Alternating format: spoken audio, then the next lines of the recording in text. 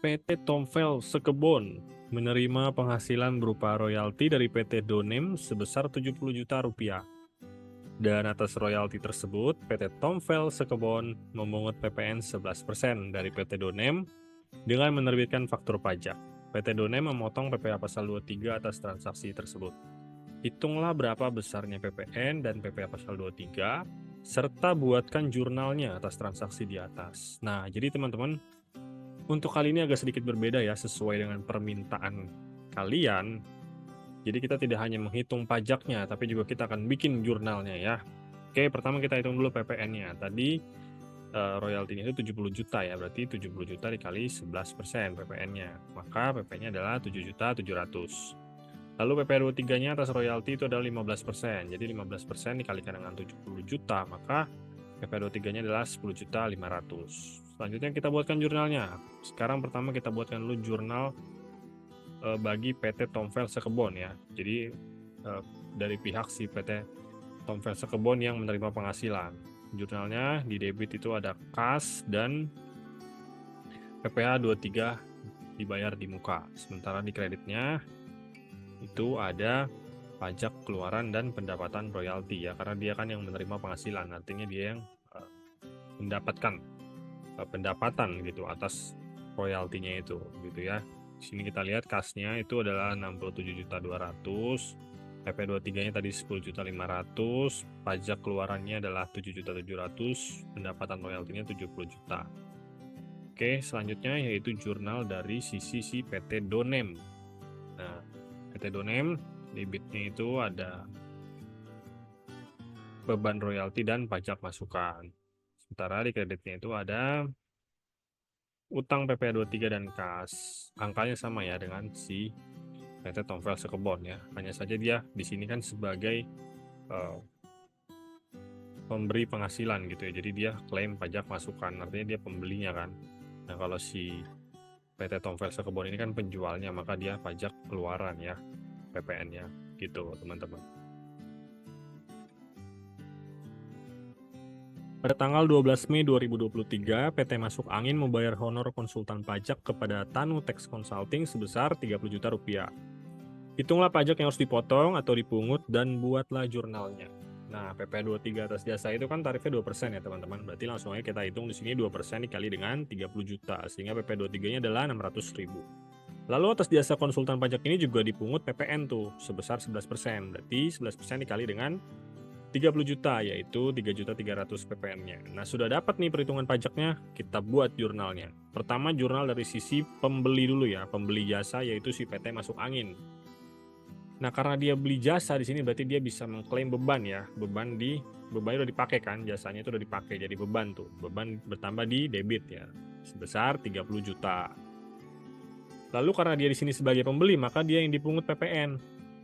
Berarti dia bisa mengklaim pajak masukan ya, sebesar 3.300.000 rupiah. Jadi pajak masukan itu di debit posisinya ya. Lalu di kreditnya adalah utang PPh 23 karena dia yang motong nih, motong PPh 23. Kenapa di sini jadi utang? Karena kan belum dibayar ke kas negara.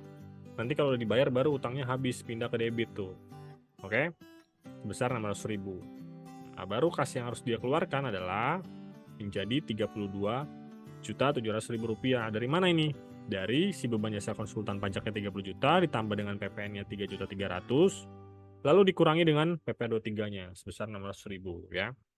Selanjutnya kita buat jurnal dari sisi pemberi jasa atau penjual ya, si Tanu Tax Consulting. Nah, karena kita jualan berarti kita dapat duit dong ya. Nah, uang bertambah di mana? Di debit ya, kas di debit. Atas apa ini uangnya? Atas pendapatan jasa, karena dia sini kan jualan jasa kan. Pendapatan jasanya tadi sebesar 30 juta ya. Tapi uangnya yang didapat atau yang diterima itu belum tentu 30 juta juga, karena ada PPh 23 dan PPN harus kita perhitungkan. Nah, karena dia tadi di sini sebagai penjual, berarti dia yang mengut PPN tuh. Berarti dia di sini di kreditnya adalah pajak keluaran ya, sebesar 3.300.000 rupiah. Lalu karena dia dipotong di sini, dipotong PPh 23 tadi ya oleh si pembeli, maka dia bisa mendebitkan PPh 23 dibayar di muka. Nah, ini nanti bisa jadi kredit pajak saat menghitung PPh badan ya. Berarti kas yang dia terima adalah sebesar 32.700. Sama perhitungannya seperti tadi ya, hasil dari 30 juta ditambah dengan PPN-nya 3.300.000 selalu dikurangi dengan PPh 23-nya 600.000. Mantap. Pada tanggal 19 Mei 2020, PT Cepat Kaya membayar jasa teknik kepada Mr. Turan yang berkebangsaan Turki dengan imbalan jasa sebesar 20.000 US dollar. Kurs KMK yang berlaku pada saat pembayaran adalah Rp14.500 per 1 US dollar. Hitunglah PPh terutangnya dan buatkan jurnal atas transaksi tersebut. Nah, karena di sini penghasilannya masih dalam bentuk US dollar, maka kita harus hitung dulu ya teman-teman penghasilan bruto si Mr. Turan ini dalam rupiah. Yaitu 20.000 US dollar kita kalikan dengan kurs KMK-nya 14.500, maka hasilnya adalah 290 juta rupiah. Nah, jika sudah dapat dalam rupiah, maka kita bisa hitung PPh pasal 26-nya, yaitu tarifnya seperti biasa 20% ya untuk PPLN. 20% dikali 290 juta, maka PPh 26-nya adalah 58 juta rupiah. Nah, sudah dapat PPh 26-nya, barulah kita bisa jurnal. Yang pertama di sini, jurnal pada saat terjadi transaksi, yaitu 19 Mei 2020. Di debitnya adalah beban bertambah kan, berarti di sini ya beban jasa teknik, yaitu beban bertambah berarti di debit beban jasa teknik sebesar 290 juta. Lalu di kreditnya adalah utang PPh pasal 26 sebesar 58 juta ya. Karena di sini kita potong utang PPh pasal 26-nya atas Mr. Turan, maka di sini masih utang ya, kita ngeklaimnya masih utang karena belum kita bayar nih ke negara gitu, maka utang bertambah di kredit. Lalu kreditnya lagi adalah kas. Nilai uang yang akan kita keluarkan atau kita bayarkan kepada Mr. Turan, yaitu 232 juta. Dari mana yang 232 juta? Dari 290 juta atas jasa tekniknya itu kita kurangkan dengan PPh 26 yang sudah dipotong 58 juta gitu ya. Nah, lalu jurnal kedua yaitu pada saat kita ingin membayar pajaknya ke kas negara nih pada tanggal 10 Juni 2020. Karena kita sudah bayar nih utang pajaknya ke kas negara, maka utangnya berkurang ya. Utang berkurang itu tadinya dikredit kan, kalau bertambah, sekarang kalau berkurang berarti jadi di debit ya. Sebesar 58 juta. Nah, kreditnya adalah kas berarti kan, karena kita kan keluarin uang nih buat bayar utang PPh pasal 26-nya, yaitu sebesar 58 juta juga.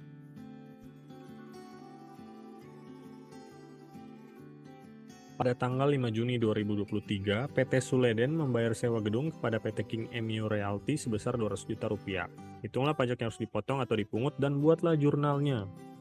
Nah, karena ini atas transaksi sewa gedung ya teman-teman, berarti dia kenanya PPh final tuh, PPh 4 ayat 2 sebesar 10% dikali dengan jumlah bruto. Berarti langsung aja 10% dikali 200 juta, yaitu 20 juta. Lalu atas transaksi ini juga dikenakan PPN ya, sebesar 11%. 11% dikali dengan 200 juta yaitu 22 juta rupiah. Sudah dapat perhitungan pajaknya, kita buat jurnalnya. Pertama dari sisi pembeli dulu ya, atau pengguna sewa, di sini si PT Suleden ya. Berarti karena dia bayar sewa, sewa itu dicatat sebagai beban ya. Beban bertambah di debit. Nah, sebesar 200 juta rupiah.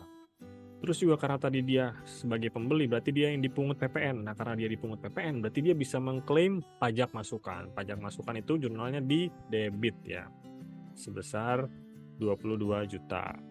Terus karena dia di sini memotong ya, memotong PPh 4 ayat 2, berarti dia mencatat PPh 4 ayat 2 tersebut sebagai utang dulu nih sementara, yaitu di kredit ya posisinya sebesar 20 juta. Kenapa dicatat sebagai utang? Karena belum disetorkan ke kas negara gitu. Nanti pas sudah disetor ke kas negara, utangnya ini jadi pindah ke debit, jadi berkurang gitu ya.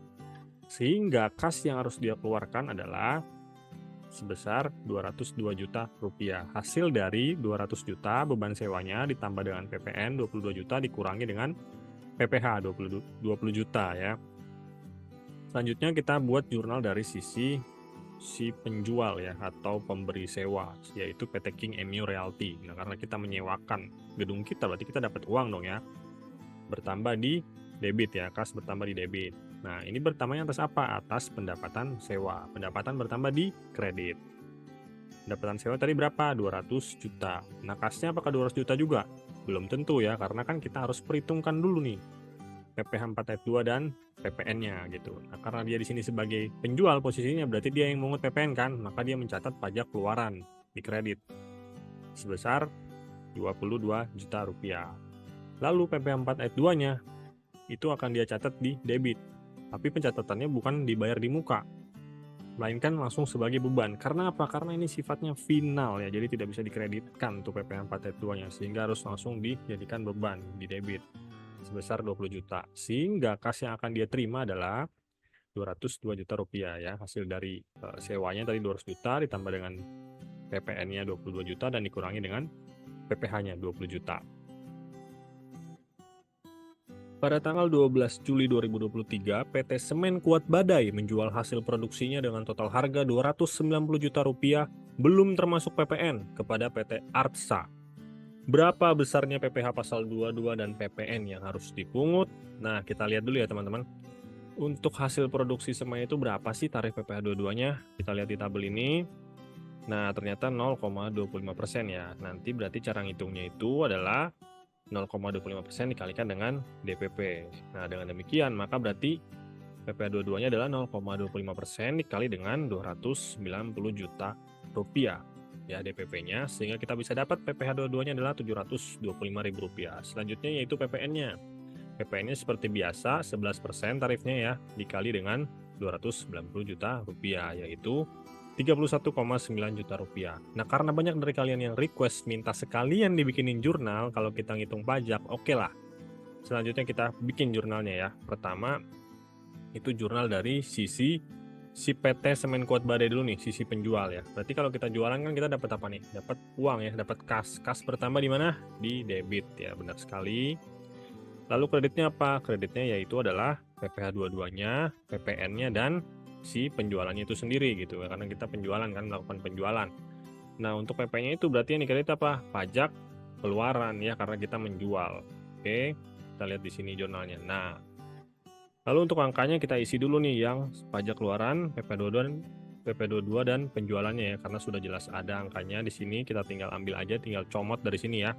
Penjualannya 290, PP22-nya 725 dan pajak keluarannya 31,9. Lalu kasnya gimana? Ya kasnya berarti tinggal penjumlahan ini semua ya, penjumlahan dari PK, PP22 dan si penjualannya itu. Yaitu kasnya adalah 322.625 juta ya. Nah, selanjutnya jurnal dari sisi pembeli, yaitu si PT Artsa. Nah, kalau kita melakukan pembelian, berarti kan persediaan kita bertambah ya, persediaan bertambah di debit. Terus juga kita kalau melakukan pembelian kan kena PPN tuh. Berarti kita bisa klaim pajak masukan ya. Kalau tadi dari sisi penjual itu pajak keluaran, dari sisi pembeli adalah pajak masukan. Satu lagi, kita dipungut PPh 22 berarti kita bisa mencatat PPh 22 dibayar di muka. Ini artinya nanti bisa kita kreditkan ya ketika kita menghitung PPh badan. Nah, selanjutnya kreditnya apa? Kreditnya ya berarti kas ya, karena kita kan beli, kita keluar duit ya. Kita keluar uang, itu kas. Nah, angkanya sama dengan yang ini, tinggal dibalik aja ya, atau tinggal kebalikannya lah istilahnya. Oke, mantap.